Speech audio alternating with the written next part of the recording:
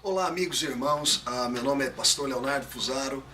Sou pastor aqui em Faith Fellowship Ministries no departamento de língua portuguesa, o Ministério de Língua Portuguesa que temos aqui em Sayreville, New Jersey.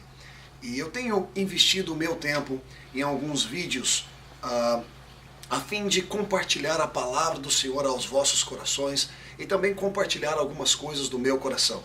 Hoje eu gostaria de compartilhar a palavra do Senhor com vocês, que se encontra no livro de Marcos, a partir do capítulo 8, no versículo 22. Marcos, capítulo 8, a partir do verso 22, que fala sobre a cura de um cego de Betsaida. E diz assim no versículo 22: Então chegaram a Betsaida e lhe trouxeram um cego, rogando-lhe que o tocasse. Então o primeiro versículo é muito interessante porque muitas pessoas como que não compreendem muito bem esse primeiro versículo, pensando que na verdade era o cego que gostaria que Jesus o tocasse. Mas na verdade, a palavra de Deus está falando que lhe trouxeram um cego, ou seja, um grupo de pessoas trouxeram esse cego, e esse grupo de pessoas é que pediram a Jesus para tocar esse cego. Muito importante a lição que nós aprendemos aqui neste primeiro versículo, do intercâmbio que essas pessoas tiveram com esse cego. O que é um intercâmbio? É quando você sai do seu sapato e entra no sapato de uma outra pessoa. Eles se identificaram com o sofrimento daquele cego, talvez eram amigos daquele cego, talvez apenas conhecido daquele cego, mas de uma certa forma eles se identificaram com o problema, eles se identificaram com a situação daquele cego de Betsaida, e se disponibilizaram em pegar esse cego e trazer até Jesus para ver um resultado na vida daquele cego. Eles não estavam buscando o próprio benefício para eles estavam buscando o benefício para uma pessoa que eles se identificaram. Gostariam de ver essa pessoa fora daquilo que estava passando. Muito importante ver que muitas das vezes nós nos esquecemos de praticar esse princípio. Nós sempre estamos muito ocupados e preocupados com a nossa visão, com aquilo que nós queremos fazer, com os nossos projetos, com as contas que temos que pagar, às vezes com a cura do nosso próprio corpo. E nos esquecemos que existem muitas outras pessoas, de uma certa forma, esperando também por aquilo que você espera também. E eu creio que cada semente dá conforme a sua semelhança. Se você planta bom dia na vida de alguém, com certeza você irá colher boa tarde. Eu creio que se você está esperando algo do Senhor, comece a plantar aquilo que você está esperando na vida de uma outra pessoa. E eu tenho certeza que o favor de Deus vai vir sobre a sua vida e você vai alcançar aquilo que você espera. Agora, é importante entender que no verso 22, então nós aprendemos que não é o cego que está pedindo para que Jesus o tocasse. Eu até imagino uma pessoa como essa, sem esperança de ver a luz do dia. Então houve outras pessoas que o ajudassem a chegar até Jesus para alcançar o resultado. Então não foi o cego, mas sim foram essa multidão, esse grupo, vamos colocar esse grupo de pessoas que o ajudaram a alcançar o milagre. Agora no verso 23 diz assim: Jesus tomando o cego pela mão, ou seja, Jesus o tomando pela mão, o agarrando, levou para fora da aldeia e aplicando-lhe saliva aos olhos e impondo-lhe as mãos, perguntou-lhe: vês alguma coisa? É interessante observar que em um outro evangelho fala que Jesus expeliu, ou seja, cuspiu na terra e fez da terra um lodo e coloca esse lodo nos olhos do cego. Marcos não é tão detalhista como um outro evangelho é, mas a verdade é que Jesus usou a saliva para poder curar esse cego. Mas o mais importante, antes da gente entrar nessa outra revelação, que eu creio que vai impactar a sua vida, o mais importante é também analisar que Jesus o toma pela mão e o leva para fora da atmosfera na qual ele se encontrava. É interessante que às vezes para Deus fazer uma obra na sua vida é necessário Ele te tirar de onde você está. É importante que Jesus venha te tirar do círculo íntimo na qual você faz parte. Porque a atmosfera onde você está muitas das vezes te limita em alcançar a totalidade daquilo que Deus quer para a sua vida. Às vezes te limita em alcançar um milagre ministerial que você está esperando. Te limita em alcançar um milagre no seu corpo, seja também socialmente falando, seja financeiramente falando. A atmosfera muitas das vezes produz dúvida, que cancela a fé e o resultado que Jesus quer trazer na sua vida. Meu querido, deixa eu dizer uma coisa. O ambiente determina o produto. Se o seu ambiente é um ambiente de dúvida, se o seu ambiente, se a atmosfera na qual você está fazendo parte é uma atmosfera de negativismo, com certeza, meu querido, eu te afirmo que é complicado uma pessoa aí confiar na palavra que sai da boca de Deus.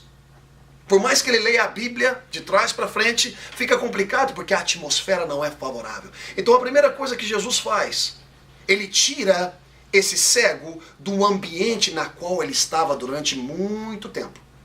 Ele tira esse cego e o leva separadamente para poder efetuar a obra nele. Porque naquele local estava um pouco complicado de efetuar essa obra.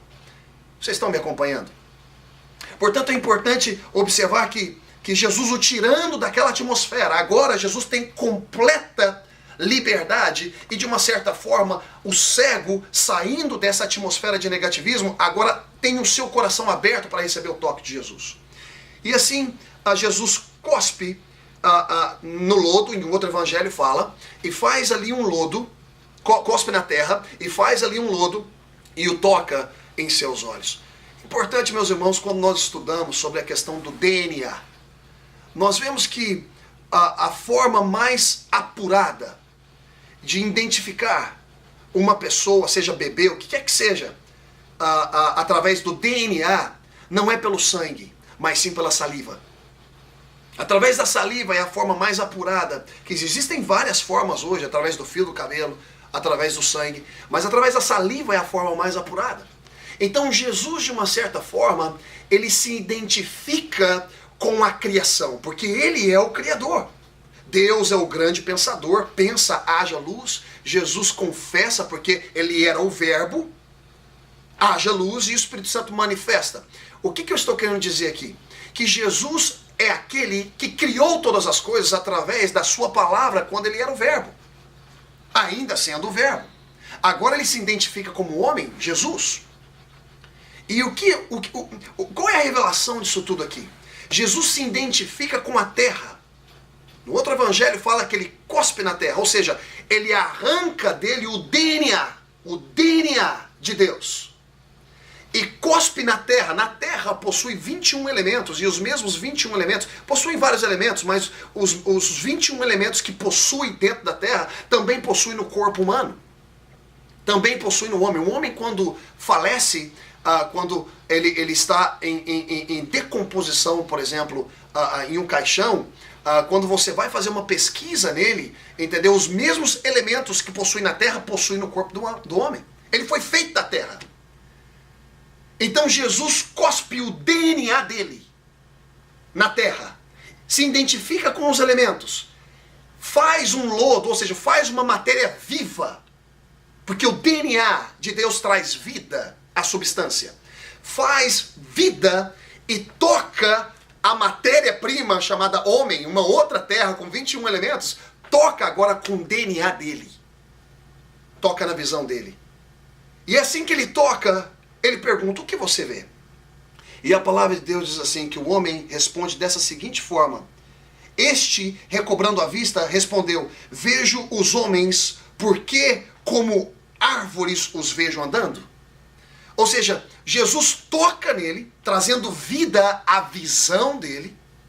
É o que Jesus precisa fazer em muitos de nós hoje em dia. Recuperar a nossa visão através do seu DNA, para que nós possamos ver como ele vê, para que nós possamos enxergar as coisas que ele tem nos dado da maneira que ele enxerga, para que nós possamos nos ver da maneira que ele nos vê. Então Jesus, tocando ele pela primeira vez, pergunta: o que você vê? Ele fala: eu estou vendo homens como árvores. É interessante observar, meus irmãos, que mesmo quando Jesus te toca, muitas das vezes ainda você não vê bem. Mesmo Jesus te tocando, muitas das vezes ainda você não consegue ter uma visão ampla. Mas Jesus não desiste de você. Então Jesus fez isso aqui, ó, em seguida. Diz assim a palavra de Deus: então novamente, ou seja, o segundo toque. Então novamente ele pôs as mãos nos olhos. E ele, passando a ver claramente, ficou reestabelecido. E tudo distinguia de modo perfeito. E mandou Jesus embora para casa, recomendando-lhe: não entres na aldeia. Ou seja, não volte para o local. Não volte para o local da onde eu te tirei.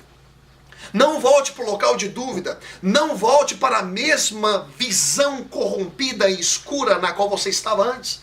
Eu te sugestiono, eu te aconselho, eu te encorajo, uma vez que eu toco nos seus olhos pela primeira vez, embora você ainda não esteja vendo claro, eu quero tocar pela segunda vez. A palavra de Deus diz assim que não é a glória da primeira casa, mas a glória da segunda casa é maior do que a primeira. Não foi Adão, mas sim foi o segundo Adão, Jesus. Aleluia. Não é o primeiro nascimento, mas é o segundo nascimento. Porque aquele que é nascido da água, a água é, mas aquele que é nascido do Espírito, Espírito é. A palavra de Deus fala assim, meus irmãos, que não foi Esaú, mas foi Jacó. Aleluia.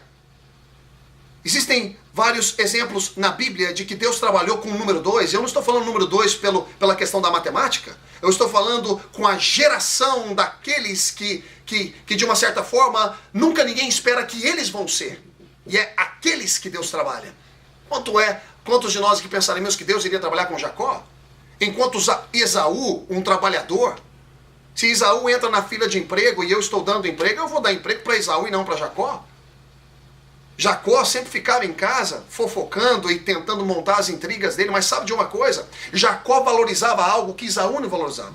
Jacó valorizava a bênção de Deus. Ali Deus encontrou um coração preparado e ali Deus encontrou um coração motivado em aprender dele. Deus não está em busca dos perfeitos, Deus está em busca daqueles que querem se tornar perfeitos. E a palavra perfeição na Bíblia não quer dizer que agora você não erra. A palavra perfeição na Bíblia diz assim, olha, isso aqui que significa a palavra perfeição na Bíblia? Diz assim, esteja sempre a tempo e com a motivação correta do coração.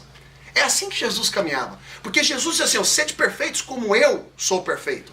Então se Jesus disse isso é porque é possível ser perfeito.